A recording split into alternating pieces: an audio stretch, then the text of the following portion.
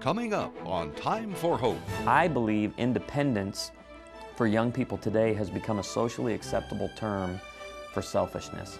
I need more me time. I want more of the world, like, growing up in a kid-centered home. My parents revolved the world around me. I want 10 more years of that. Join Dr. Freda Cruz, licensed professional counselor, and her guests as they provide practical solutions to real-life problems on Time for Hope.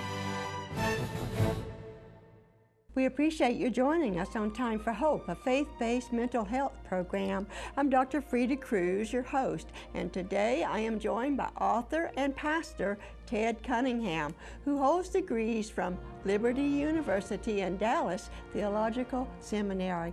Pastor Ted has chosen to challenge the thinking of 21st century singles that it is better to wait until all their ducks are in a row to marry. He relates that many of the reasons put forth for this are unnecessary, and he advises young people who are in love and mature enough to face the challenges of marriage to marry. Stay with us and hear what our guest proposes in his book titled Young and in Love.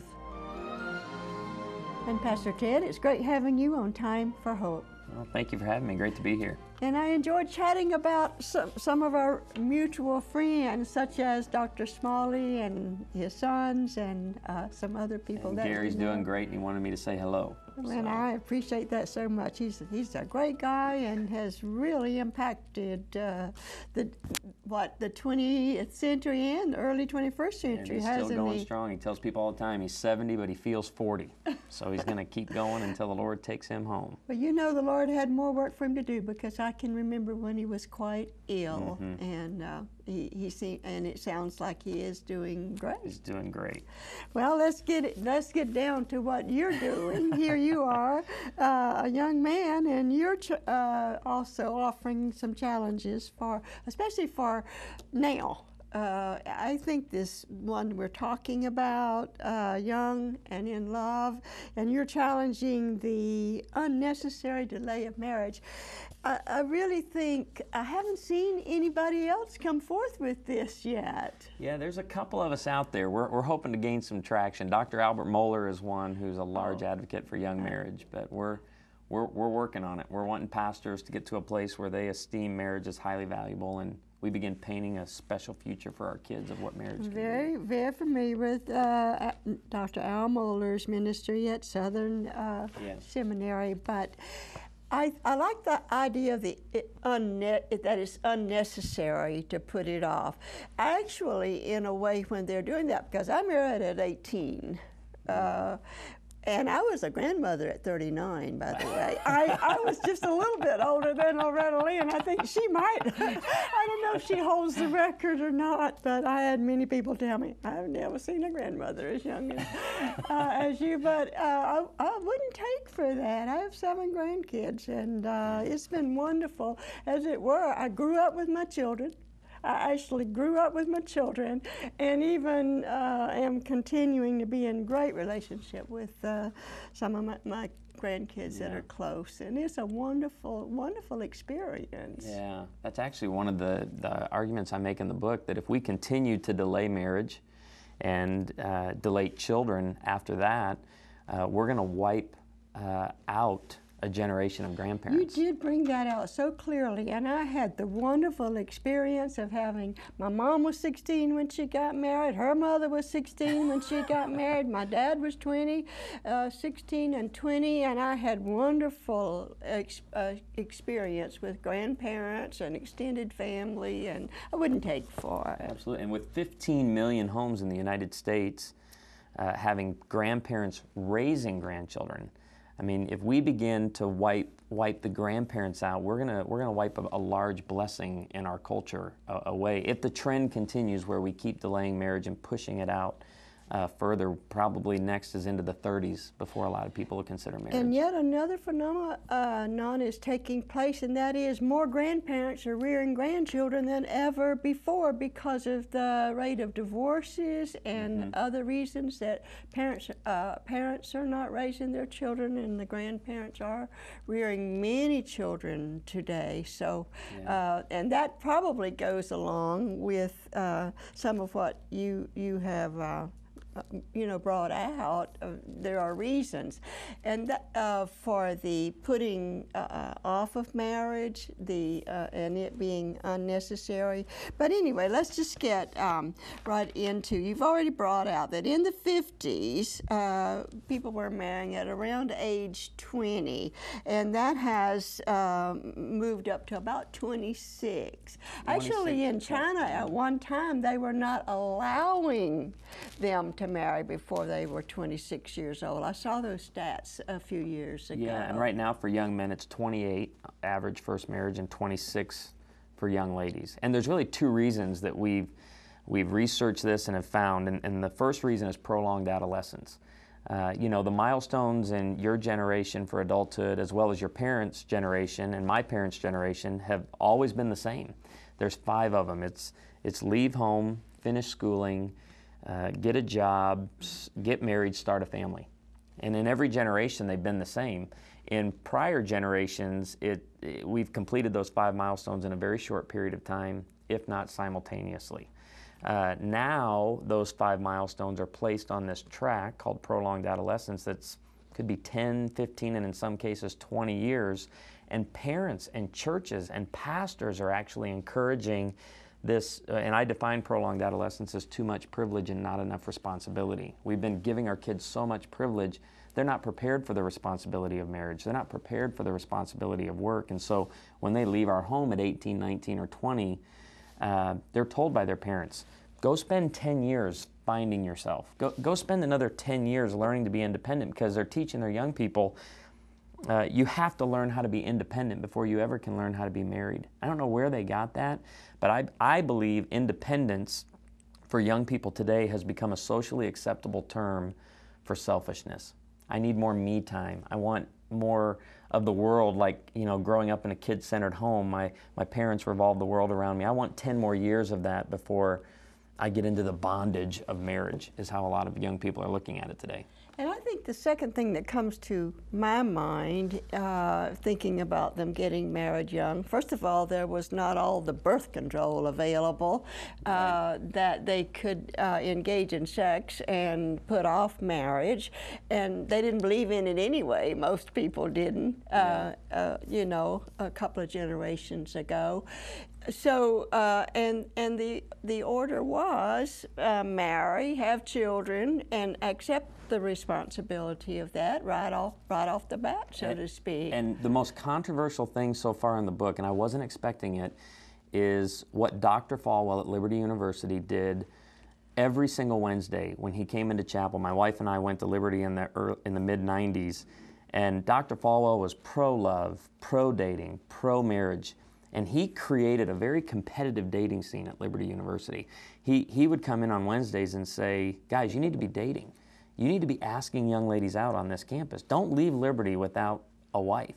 And he said, if you have your eye on a young lady, that she's dating another young man, but he doesn't have the integrity or the commitment to ask her to be his wife, she is open game. You go ask her out. And I was a very obedient student. So I met my wife, Amy.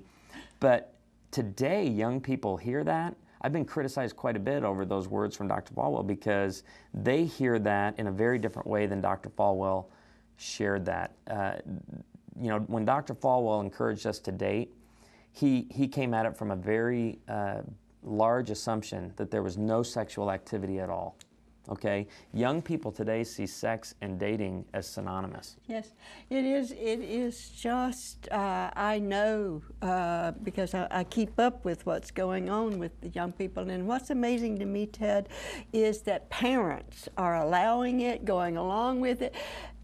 Teenagers in high school are actually sleeping in the same sleeping together in the parents' home. It's unbelievable. And for me, the heart behind Young and in Love is that I grew up in an independent, fundamental, premillennial, King James Version only Baptist church. So I grew up in a conservative home, a conservative church, and here was the message, the unspoken message I heard all the time: sex is dirty, nasty, and ugly, and you should save it for the one you love. That was the message I got, because I was told, don't wait, stop it, quit it. And I believe we taught our children how to honor purity rather than marriage. And Hebrews 13:4 says, marriage should be honored by all, and the marriage bed kept pure. We like to focus on the marriage bed kept pure part, and we forgot, and are forgetting still today, to teach our teenagers that marriage is highly valuable in God's eyes, and it's something to be desired and sought after. And purity's not the headliner in our church, Woodland Hills Family Church back in Branson. Marriage is the headliner. And the reason we stay pure, I tell the teenagers in our church this all the time, purity's every bit as much an issue for your 37-year-old pastor as it is for you at 16. This is not just a teenager's topic. The church needs to get back to honoring marriage and not just purity, if that makes sense. When my husband was in seminary in the 50s, one of the professors, and you've got it in your book, Song of Solomon and the love affair there between Solomon and the Shunammite woman. He wrote a book called Our Bed is Green. It broke all the sound barriers of that, and they didn't know what to do with it because he just laid it out so clearly and plainly. But also at that time, if girls were there, guess what they were there for? They were there looking for husbands, looking for young men to marry. I mean, it was, they wanted to marry a preacher. They went to the seminary and went to school, and that was their goal out of it, bottom line at that time. And we view that today, though, as weak. I mean, really, young people today are being told, you don't need marriage. You don't need a husband. You don't need a wife. And the reason I really went after the young marriage, especially in our church, was when a 23-year-old in my church texted me and says, I just got engaged tonight. And I responded with, you're going to love being married. Marriage is great. You're going to enjoy waking up every morning together. And when we met for premarital counseling, Justin said, he goes, Ted, I just want to tell you something. You were the only one who was excited for us. And I said, what? He said, when I shared it with my friends, I was met with, why? Why do you want to do this so soon? My parents, are you sure? Don't rush this. And it's a tone that's in our culture today that's basically saying, you know, don't ruin your life with marriage. Don't get weighted down. Go travel. Go build up your bank account. Get your first place. Find the perfect job. And I like what Dr. Moeller says. To me, it's a great quote. He says, get married and pursue adulthood together. Let's make marriage a forethought in the adulthood process, not just an afterthought. And I think I really, as I said early on, I think you've really gotten hold of something here, a message that needs to be gotten out. It is time for a break, and we'll pick it right up when we come back, and we will be right back.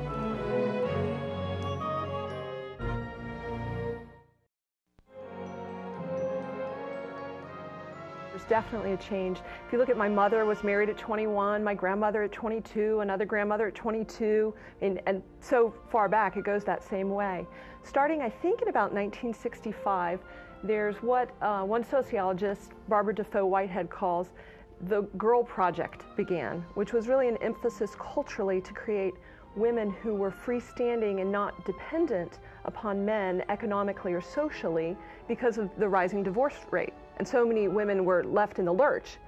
And so in essence, though, what we've done is we've generated a whole generation of women who are, as she says, freestanding orchids, designed to be self-actualized, self-sufficient, but oftentimes act and live in isolation and subsequent loneliness.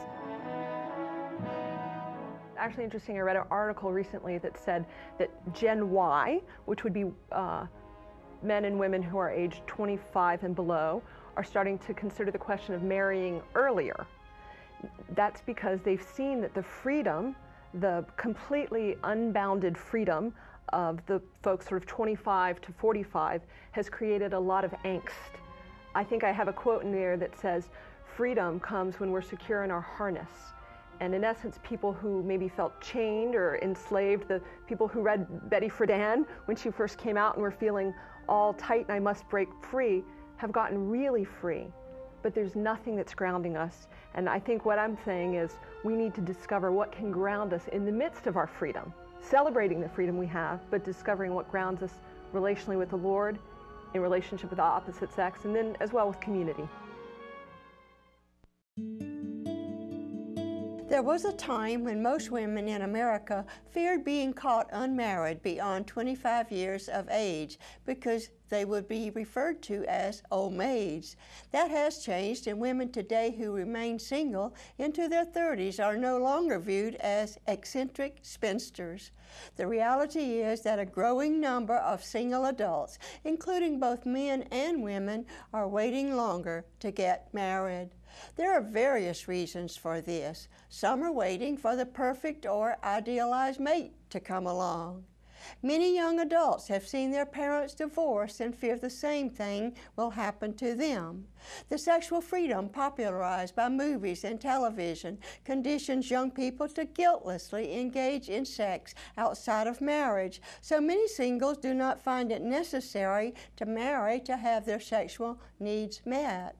And others choose to live together unmarried, often using the excuse of trying it out together to see if a marriage will work for them. And at least half of these couples end up separating and going their separate ways. The number of couples choosing this option has jumped over 1,000% since 1960. God does give some men and women for singleness, and these persons can live full and meaningful lives without needing a significant other to complete them. God's design for marriage is that we pray and seek the mate that He has for us, keeping ourselves sexually pure until he or she is discovered. That sex has two purposes: to be enjoyed within the marital union and procreation or producing children. That marriage is a lifetime commitment where two people covenant together to accept each other's humanness and imperfections and trust God to enable them to build and enjoy a lasting marriage. And then God's ideal for children is to be born within a marriage and have two parents as role models. I challenge you as a single facing 21st century anti-God philosophies related to love and marriage to choose God's way.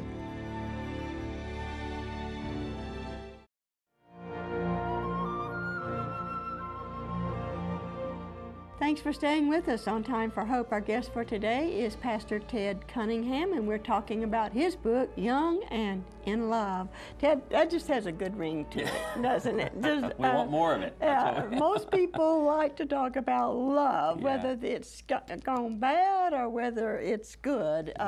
You know, if you get into the scriptures, it is the most amazing thing how often the word love, I don't know how many times it's in there, but it's in there. And of course the love of God. I was thinking about it this morning, even for myself, and last evening, what it is to be loved by God and to know that you are loved by God. It just overwhelms me sometimes. Yeah, wow. And I was thinking about it this morning as well. His love language is His Son Jesus. You know, He gave us Jesus, and we love the Father by loving and obeying and following Jesus. It's the way He gives and receives love.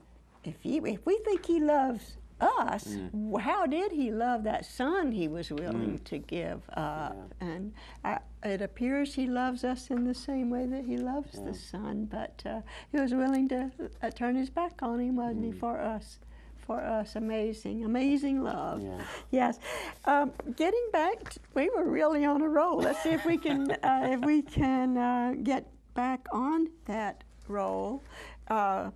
And that is the whole idea of marrying. When I said early on, when we're mature enough. Now, some people mature at an earlier age than others.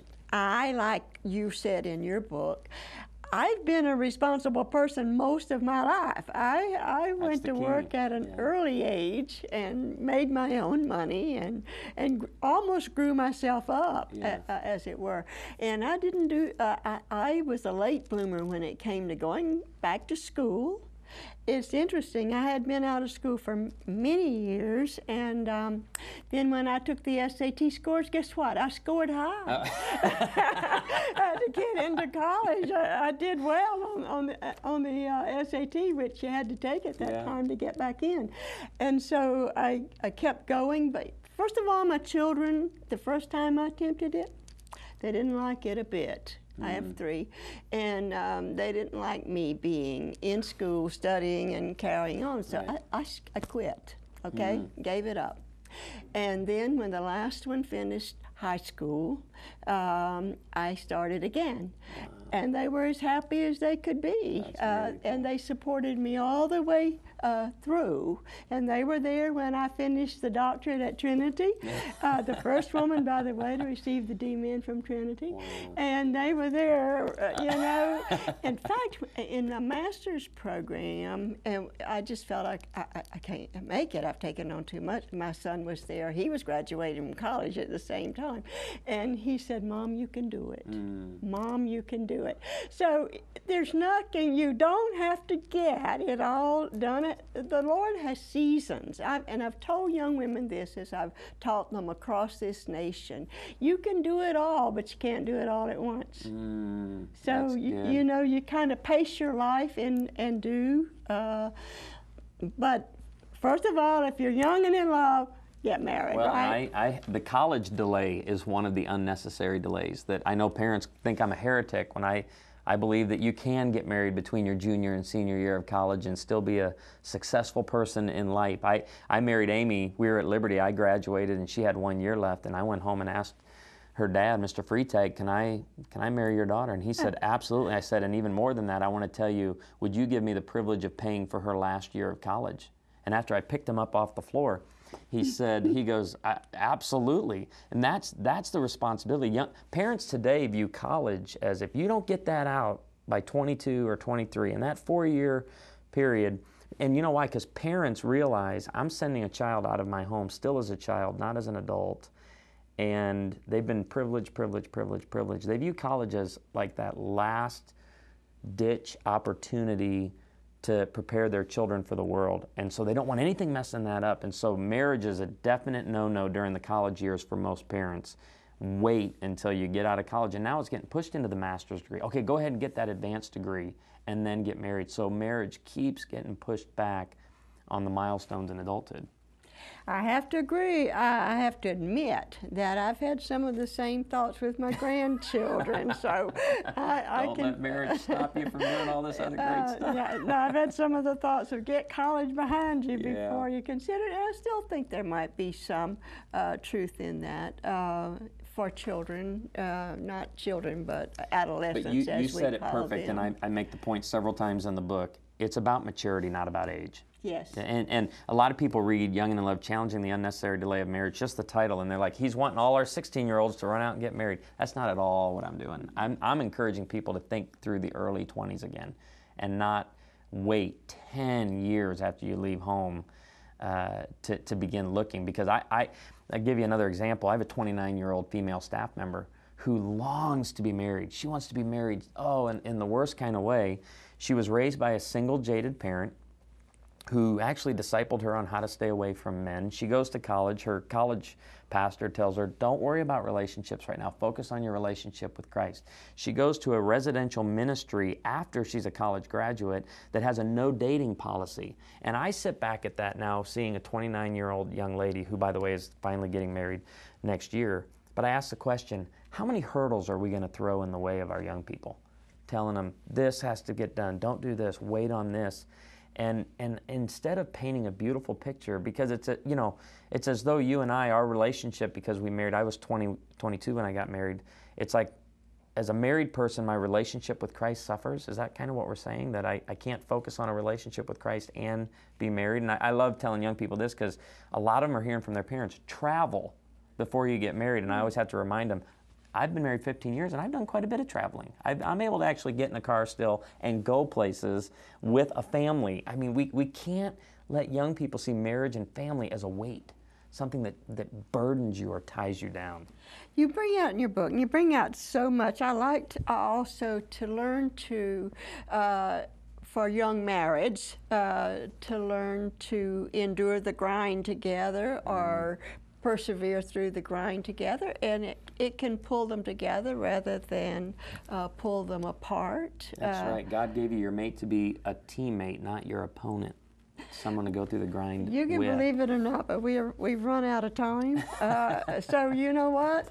My viewers are going to have to get a copy of this book to hear the rest of the story, the rest of what you have in here. And again, Ted, thank you so much for coming, taking your time, coming all the way from Branson, Missouri, Thank you, Dr. Freda. to be on Time for Hope. And then I have something to share with you before you leave us for today. I actually have a letter that is talking about how much they appreciate Time for Hope, and I'll share that one with you first. I enjoy your show so very much. I look forward to the many interesting topics, which we've just concluded one, that you discuss every week. Please know that you have many people in your audience that depend on yours and your guests' wise words for direction in life situations. That is so encouraging. Thank you so much for that letter. And then I have a prayer request. We're always encouraging you to send in your prayer request and assuring you that they're all recognized, they're all prayed over, and then we hear that God is intervening in situations that we pray about, and we know that God is able, that He's willing, and that He does. I am newly married, and my husband is acting different than he did when we were dating. Please pray that we can get back to that newlywed love that we once had. And again, I would encourage you to get a copy of our guest book. He takes up this kind of thing in his book. It happens to probably everyone that's ever gotten married. This probably happens to. But it can be a great growing, maturing, learning experience, pulling a couple together. Doesn't mean that you have to consider separation or divorce when this starts happening in a marriage. So if you haven't shared your prayer request with us, I invite you to do so or encourage you to do so. And if you haven't joined us as a team member financially for helping us with the expenses of this ministry and even expanding this ministry, I would greatly appreciate hearing from you along that line also.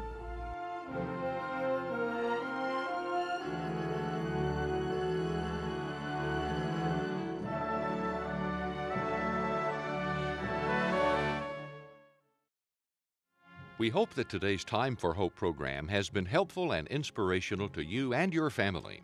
As a token of our appreciation for joining us, we would like to offer you a one-page fact sheet which contains additional information on today's topic.